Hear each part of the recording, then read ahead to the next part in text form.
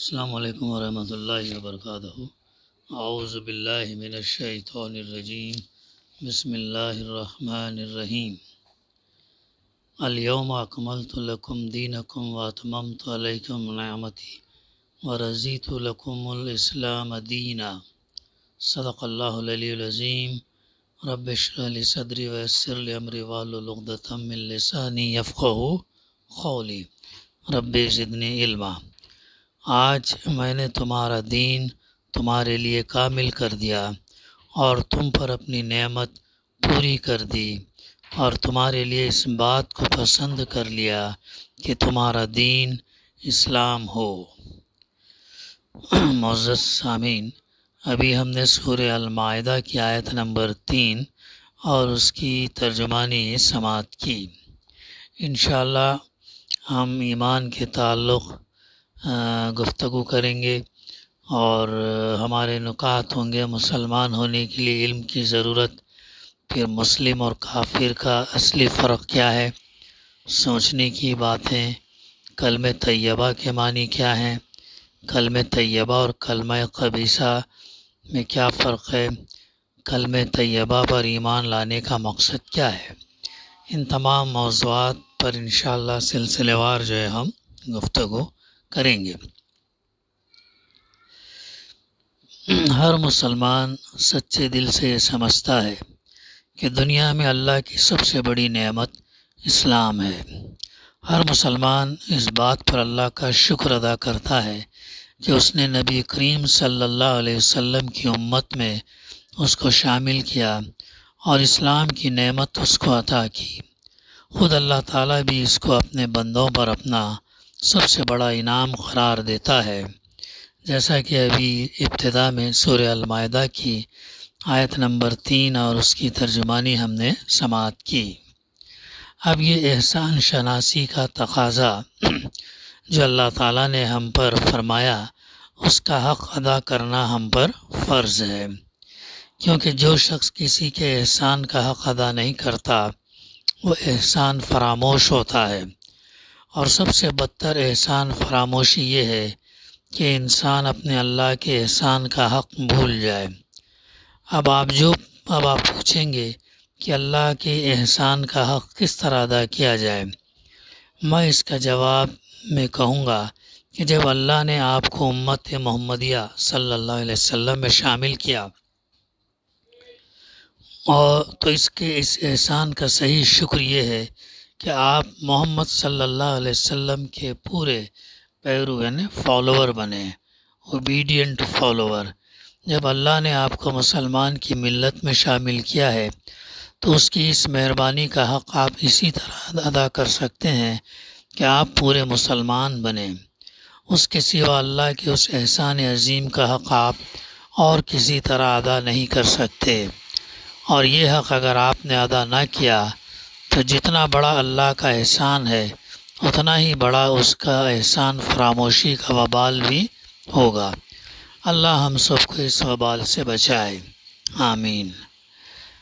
اب مسلمان بننے کے لیے پہلا قدم، اس کے بعد دوسرا سوال یہ آتا کہ آدمی پورا مسلمان کس طرح بن سکتا ہے۔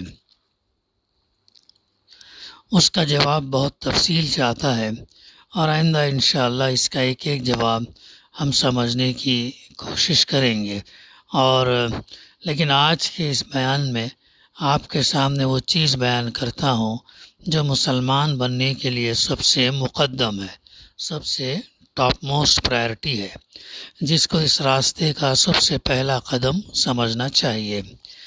کیا مسلمان نسل کا نام ہے؟ ذرا دماغ پر زور ڈال کر سوچئے کہ آپ مسلمان کا لفظ جو بولتے ہیں اس کا مطلب کیا ہے؟ کیا انسان ماں کے پیٹ سے اسلام ساتھ لے کر آتا ہے؟ کیا ایک شخص صرف اس بنا پر مسلمان ہوتا ہے کہ وہ مسلمان کا بیٹا اور مسلمان کا پوتا ہے؟ کیا مسلمان بھی اسی طرح مسلمان پیدا ہوتا ہے جس طرح ایک برہمن کا بچہ برہمن پیدا ہوتا، ایک راجپوت کا بیٹا راجپوت پیدا ہوتا اور ایک شودر کا لڑکا شودر؟ کیا مسلمان کسی نسل یا ذات برادری کا نام ہے کہ جس طرح ایک انگریز کسی زندگی کے گھر پیدا ہونے کی وجہ سے انگریز ہوتا ہے، برٹشر ہوتا ہے، اور ایک جاٹ قوم میں پیدا ہونے کی وجہ سے جاٹ ہوتا ہے، اسی طرح ایک مسلمان صرف اس وجہ سے مسلمان ہو کہ وہ مسلمان نامی قوم میں پیدا ہوا ہے۔ یہ سوالات جو میں آپ سے پوچھ رہا ہوں ان کا آپ کیا جواب دیں گے؟ آپ یہی کہیں گے نا کہ نہیں صاحب، مسلمان اس کو نہیں کہتے، مسلمان نسل کی وجہ سے مسلمان نہیں ہوتا بلکہ اسلام لانے سے مسلمان بنتا ہے، اور اگر وہ اسلام کو چھوڑ دے تو مسلمان نہیں رہتا۔ ایک شخص چاہے برہمن ہو یا راجپوت ہو یا انگریز ہو یا کوئی بھی ہو، جب اس نے اسلام قبول کیا تو مسلمانوں میں شامل ہو جائے گا۔ اور ایک دوسرا شخص جو مسلمان گھر میں پیدا ہوا ہے، اگر وہ اسلام کی پیروی چھوڑ دے تو وہ مسلمانوں کی جماعت سے خارج ہو جائے گا، چاہے وہ سید کا بیٹا ہو یا پٹھان کا بیٹا ہو۔ کیوں حضرات؟ آپ میرے سوالات کا یہی جواب دیں گے نا؟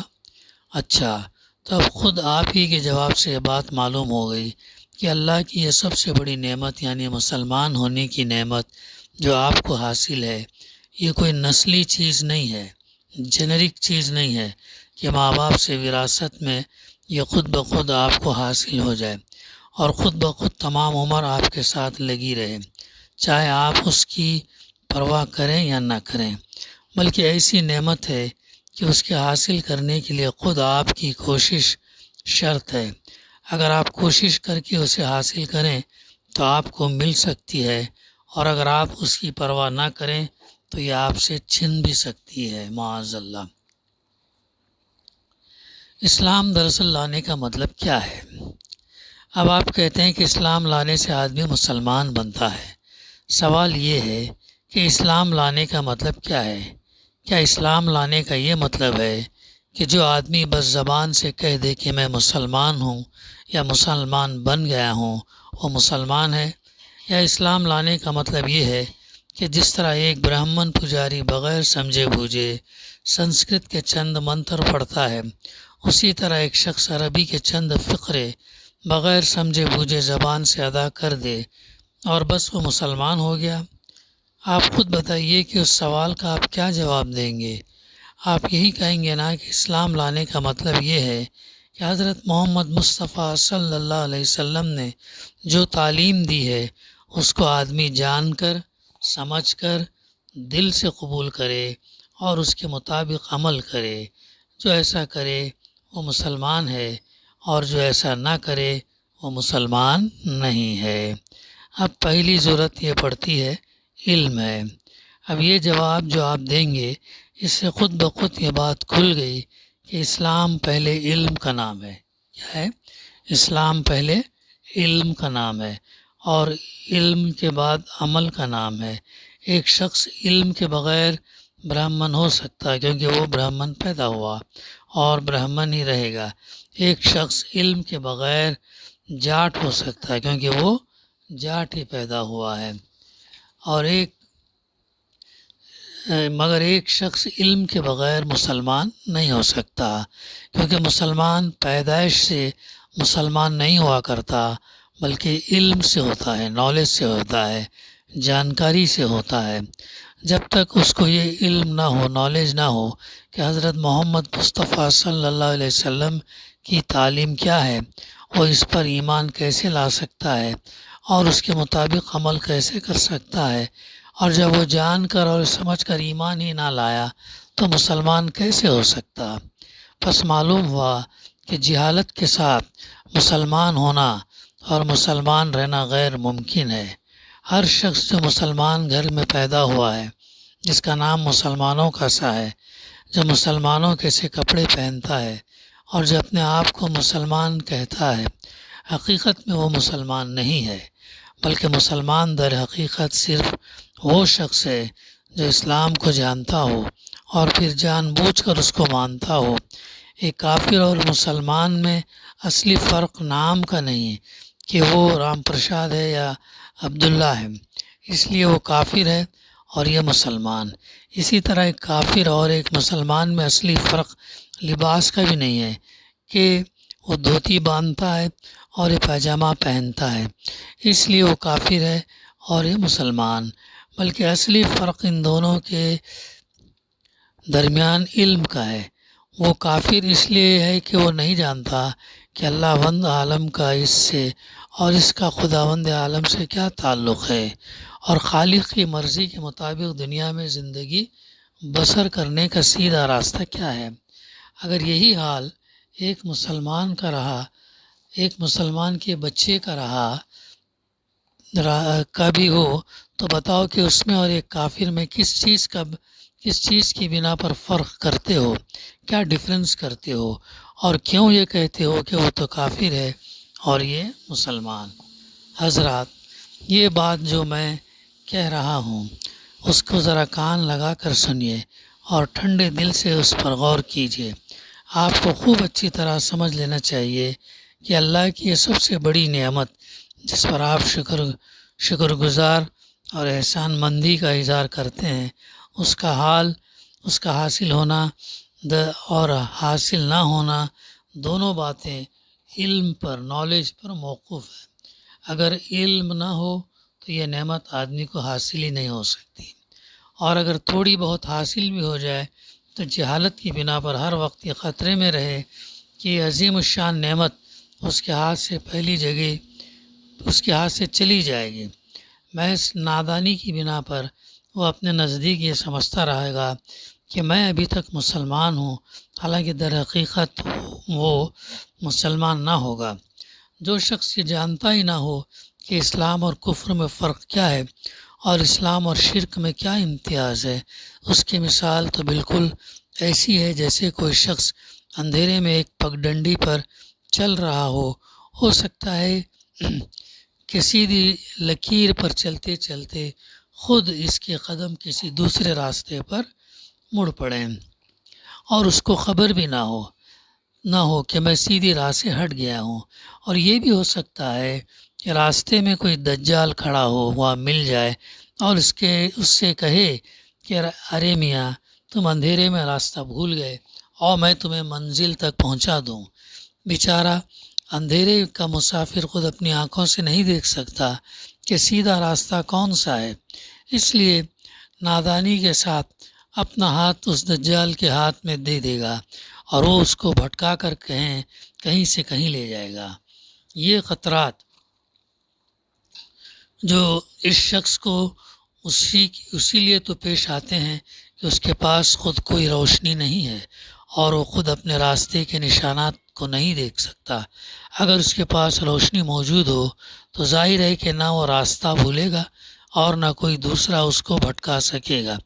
بس اسی پر قیاس کر لیجئے کہ مسلمان کے لیے سب سے بڑا خطرہ اگر کوئی ہے تو یہی کہ وہ خود اسلام کی تعلیم سے ناواقف ہو، خود یہ نہ جانتا ہو کہ قرآن کیا سکھاتا ہے اور حضرت محمد صلی اللہ علیہ وسلم کیا ہدایت دے گئے ہیں. اس جہالت کی وجہ سے وہ خود بھی بھٹک سکتا ہے اور دوسرے دجال بھی اس کو بھٹکا سکتے ہیں. لیکن اگر اس کے پاس علم کی روشنی ہو تو زندگی کے ہر قدم پر اسلام کے سیدھے راستے کو دیکھ سکے گا. ہر قدم پر کفر اور شرک اور گمراہی اور فسق اور فجور کے جو ٹیڑھے راستے ٹیڑھے راستے بیچ میں آئیں گے ان کو پہچان کر ان سے بچ سکیں گے.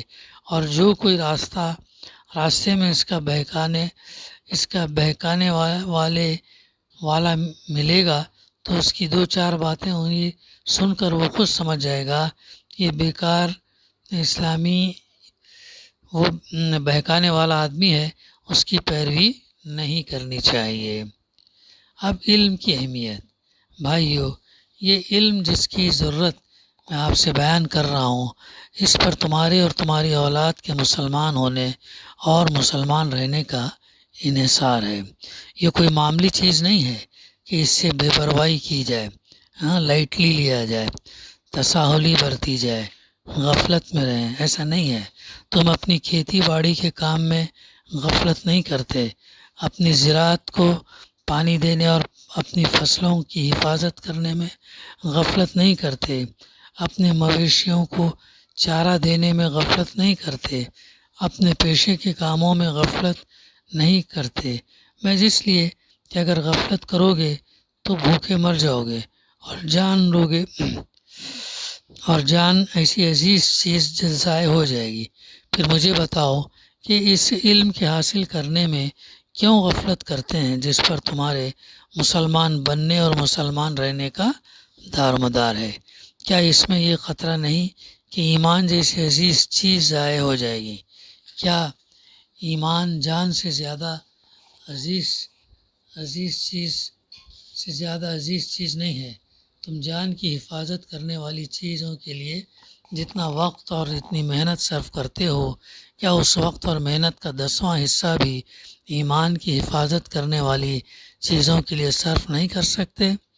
میں تم سے یہ نہیں کہتا کہ تم میں سے ہر شخص مولوی بنے، بڑی بڑی کتابیں پڑھے اور اپنی عمر کے 10-12 سال پڑھنے میں صرف کر دے۔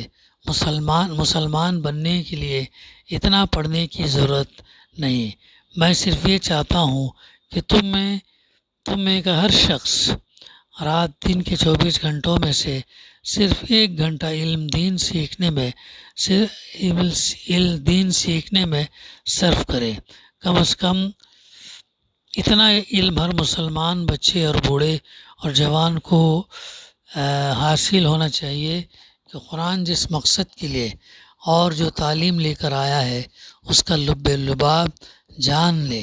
اللہ کے رسول صلی اللہ علیہ وسلم جس چیز کو مٹانے کے لیے آئے اور اس کی جگہ جو چیزوں کو قائم کرنے کے لیے تشریف لائے تو اس کو خوب پہچان لیتے ہیں اور ان کا خاص طریقے زندگی سے واقف ہو جائے جو اللہ تعالیٰ نے مسلمانوں کے لیے مقرر کیا ہے۔